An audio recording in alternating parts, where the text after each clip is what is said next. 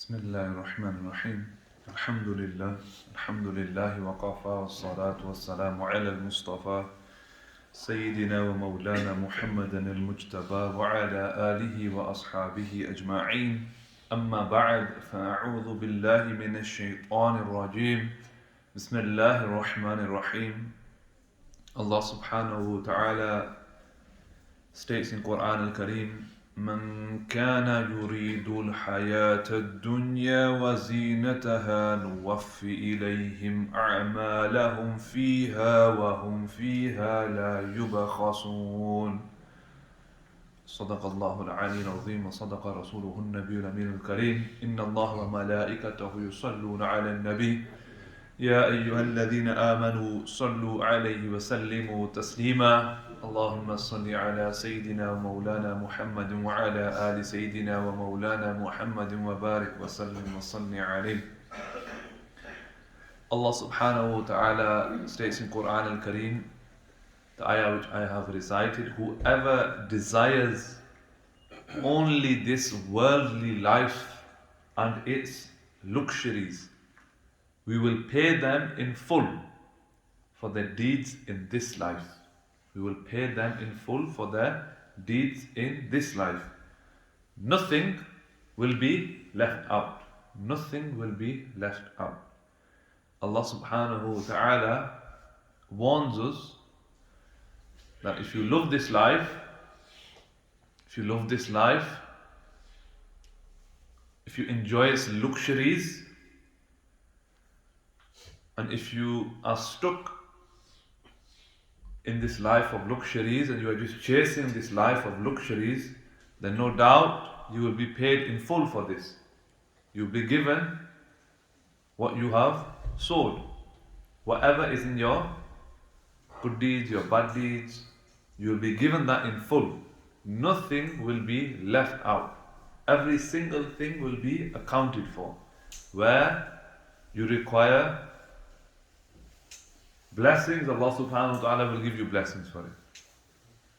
Where you have transgressed, you will also be paid in full.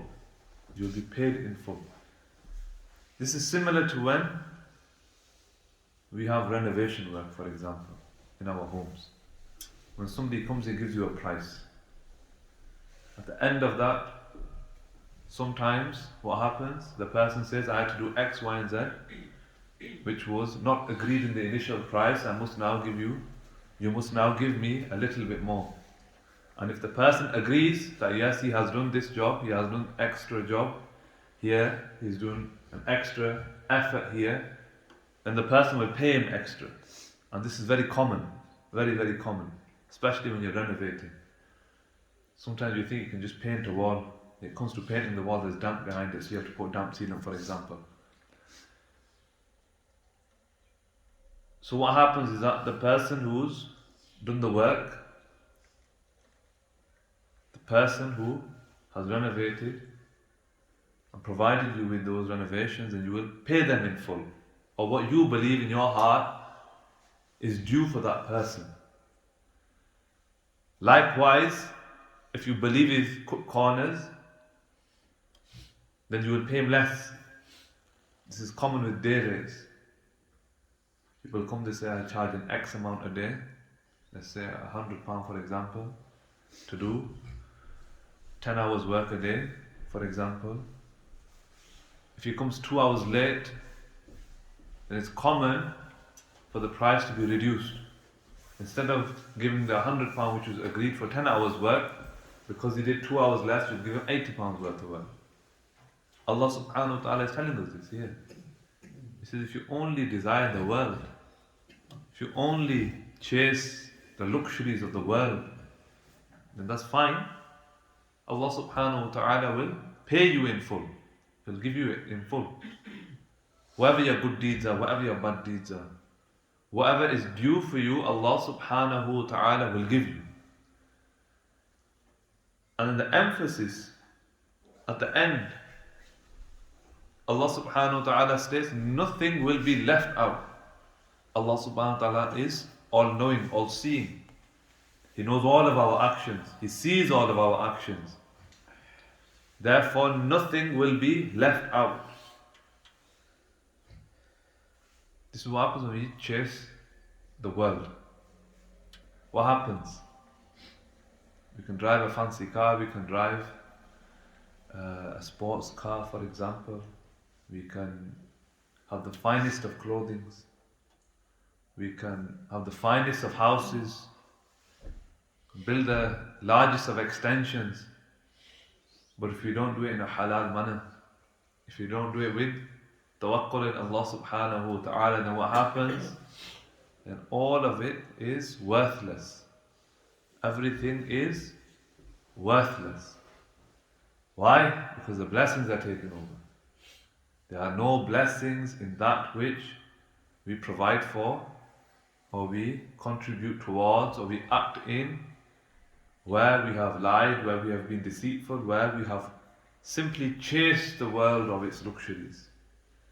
Try to attain all the luxuries of the world without thinking about what is correct, without thinking about what is incorrect, without thinking of what is halal and what is haram. Allah subhanahu wa ta'ala tells us nothing will be left out. Nothing will be left out. Every single thing that we do will be accounted for. If you are going to chase the luxuries of the world, don't forget about Allah subhanahu wa ta'ala. Don't forget about Allah subhanahu wa ta'ala. We know from the time of Sahaba Ikram, there were many wealthy traders. Many wealthy Sahaba Ikram. Many of the Sahaba Ikram would worry about the wealth that they kept within their homes, thinking that Allah subhanahu wa ta'ala will question me. Say, you had such and such wealth in your home, what did you do with it? What did you do with it? Did you spend it in the way of Allah subhanahu wa ta'ala? Did you feed the needy around you? Did you support your community?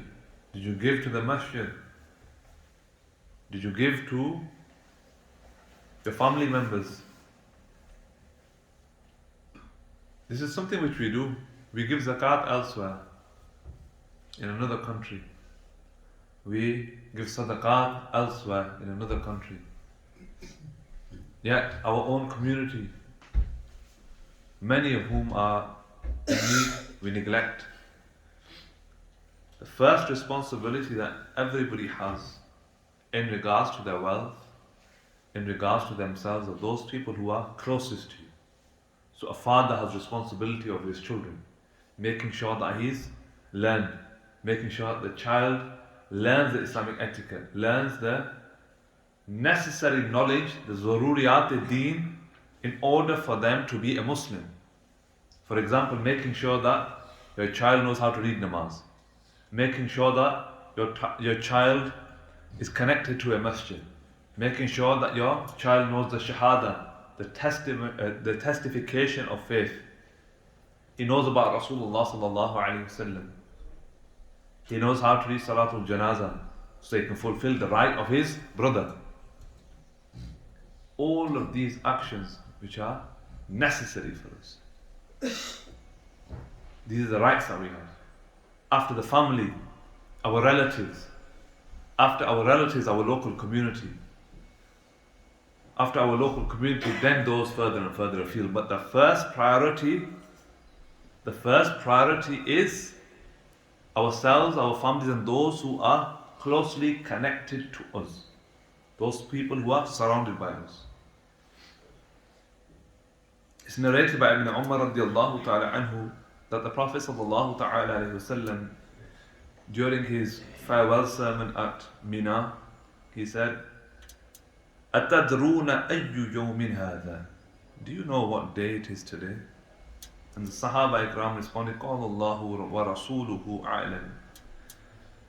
That Allah and His Apostle know better. Allah and His Apostle know better. قَالَ فَإِنَّ هَذَا يَوْمٌ حَرَامٌ. He said, today is the sacred forbidden day. the sacred forbidden day. أي شهر هذا? The sacred forbidden day is the 10th of Dhul Hijjah, Yawm al-Nahar. Do you know what town is this town? قال الله ورسوله أعلم. They responded, Allah and His Messenger know best. شهر حرام. This is the sacred month in reference to Dhul Hijjah. قال فإن الله حرم عليكم دماءكم وأموالكم وأعراضكم كحرمة يومكم هذا في شهركم هذا في بلدكم هذا. So do you know what month this is? Allah and His Apostle know best. They responded. He said, this is the sacred month. After that he said, Allah has made your blood, your properties and your honor sacred to one another, like the sanctity of this day of yours, in this month of yours, in this town of yours. The Prophet ﷺ emphasizing in his farewell sermon on Yawm al-Nahar that your blood, your properties and your honor are sacred between one another. That between yourselves as Muslims, they are sacred between each other. And in another riwayah, the Prophet ﷺ continued and he said that for those of you who are present, tell those who are not present. In other words, he's emphasizing that all Muslims should know that Allah subhanahu wa ta'ala has made your blood, your properties and your honor sacred to one another. That we should honor each other's blood. In other words, we should not harm each other. We should not kill one another. We should not do those actions which will cause each other problems. Your properties and your honor. You should honor each other's properties. You should respect one another's properties. And your honor. You should uphold the honor of your brother, of your brethren, of those who are around you. In particular, those people who are your Muslim brothers and sisters. And this is something which we need to take heed on. In the last few days, another young brother passed away in a road accident. That is, we don't need to speculate on what the state of the individual was or what occurred. But this is becoming a common occurrence. Young boys around the ages of 18 and 25 dying in car crashes or killing each other in car crashes. And if it's not car crashes, there's stabbings. Only in Ramadan was there a stabbing on just off Lum Lane. It contradicts our deen. And it contradicts what we have been told by Rasulullah sallallahu alaihi wasallam. In Surah Al-Hud, the ayah which I mentioned, whoever desires only this worldly life and its luxuries, we will pay them in full. We will pay them in full. That if you are causing harm to one another for reputation, if you're causing problems for one another for reputation, for your own honor, for your own property, without having regard for your Muslim brother's health, his blood, with his property, his honor, then no doubt you will be paid in full. The famous ayah in Quran al-Kareem, that killing someone is akin to killing the whole of mankind, and saving someone is akin to saving the whole of mankind. There's no restriction here. There's nothing specific here. Are we not killing each other when we're driving our cars irresponsibly? It's something which we need to take heed of. Many youth have died.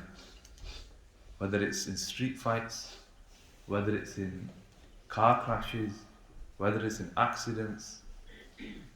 And majority of the time, it was due to recklessness.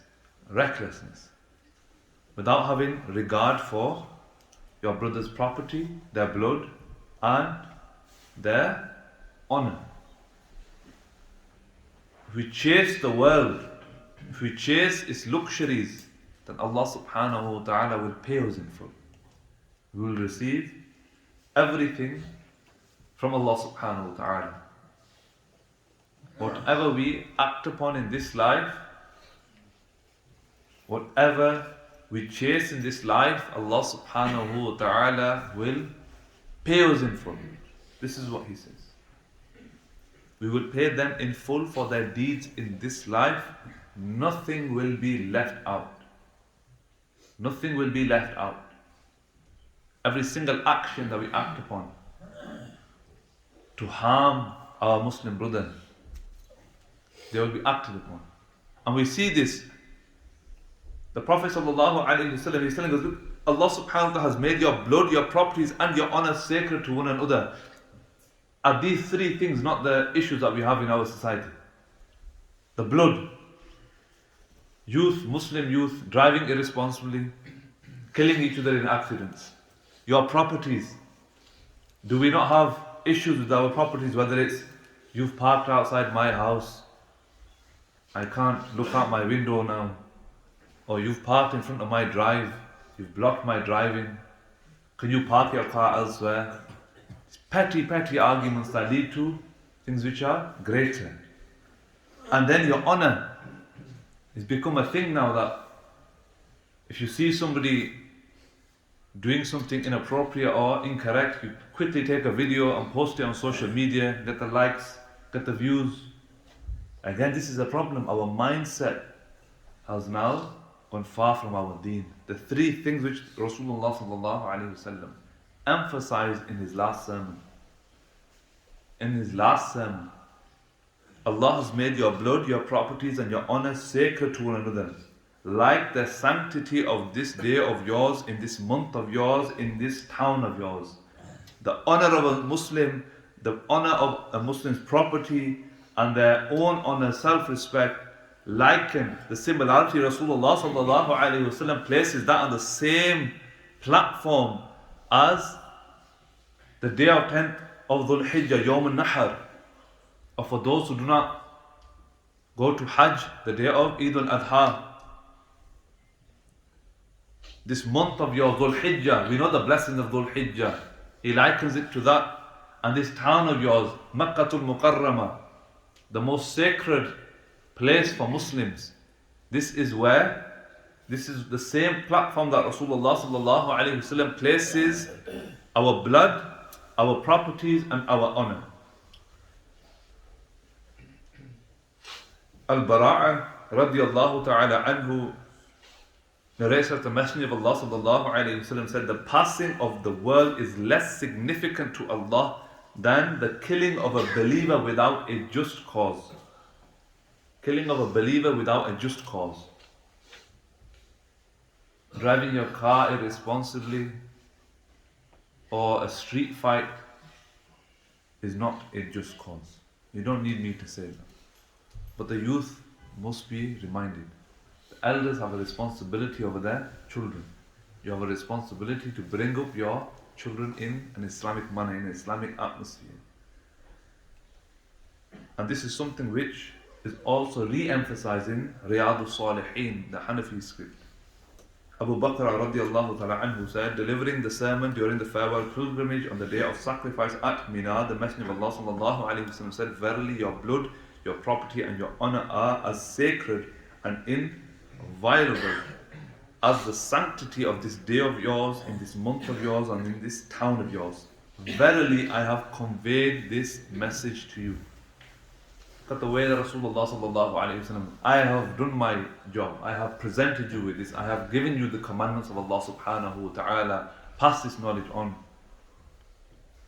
And then inshallah ta'ala you will be rightly guided. Those who stick to the path of Rasulullah sallallahu alayhi wasallam are rightly guided. I pray Allah subhanahu wa ta'ala gives us tawfiq to act upon what has been said. Wa akhir da'waya and alhamdulillahi rabbil alameen. For those of you who have not paid your sunnah, please stand and perform your sunnah salat.